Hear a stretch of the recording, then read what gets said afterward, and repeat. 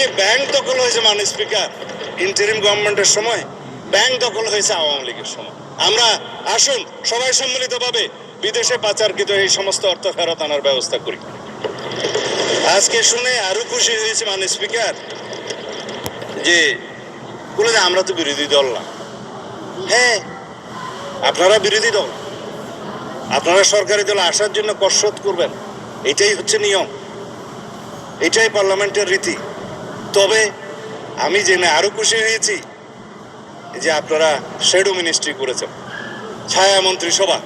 ছায়া মন্ত্রিসভা করলে মাননীয় স্পিকার দুইটা লাভ, একটা হলো যে দায়িত্ববোধ বাড়ে, আরেকটা হলো যে উজিরে খামকা অথবা মন্ত্রী ভাবের একটা সুখ পাওয়া যায়। তো আমি অভিনন্দন জানাই যে আসুন আমরা শ্যাডো মিনিস্ট্রি হিসেবে আপনারা ডিক্লেয়ার করুন, কাউন্টার পার্ট হিসাবে আমার বিপরীতে মনে হয় আমার সোজাসুজি আছে হোম মিনিস্টার সাহেব শ্যাডো।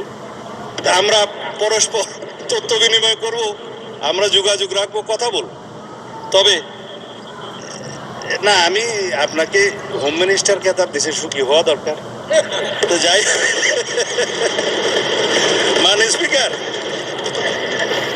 ব্যাংকের বিষয়ে কথা বলছে, বলে যে না আমাদের কোনো ব্যাংক ট্যাঙ্ক নাই, কিন্তু আবার যখন কথা বলছে তার মধ্যে আবার কৃতিত্ব বহন করছে যে কিছু সংখ্যক লোক করেছে, সেটা কৃতিত্ব নিয়েছে এসে।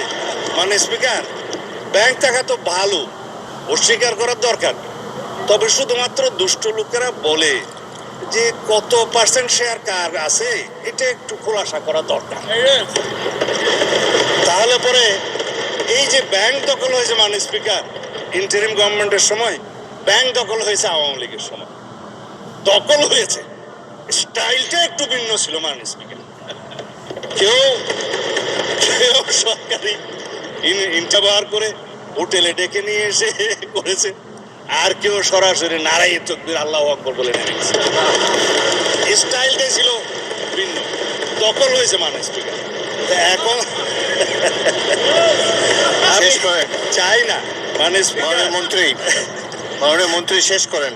হ্যাঁ, আমার সময় কমে যাচ্ছে। যাই হোক মাননীয় স্পিকার, এই সংস্কার না নিয়ে কথা বললে মানুষ আবার আমাকে গালি দিবে। ইন্টারিম গভর্নমেন্টের সময় তিনটা শব্দ খুব বেশি বাজার পেয়েছে, একটা হচ্ছে সংস্কার, আর একটা হচ্ছে বিচার, আর একটা হচ্ছে নির্বাচন।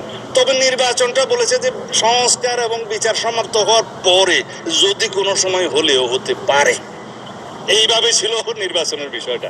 তো সংস্কারের জন্য শ্বেত শুক্র কেশের আমার কিছু বড় ভাই বুদ্ধিজীবী বিদেশ থেকে অবতরণ হয়েছিল, নাম যেহেতু এখানে উপস্থিত নেই নিতে পারবো না মাননীয় স্পিকার। তারা মাথায় টুপি ভর্তি করে অলৌকিক কিছু সংস্কার নিয়ে দেশে অবতরণ করলে পরে আমরা সংস্কার কমিশনে আলাপ আলোচনা করতে করতে করতে করতে এই জুলাই জাতীয় সনদটাই এই পর্যন্ত প্রণয়ন হয়েছে। এখানে একটা বিষয় উঠে এসছে, মনে হয় মাননীয় সদস্য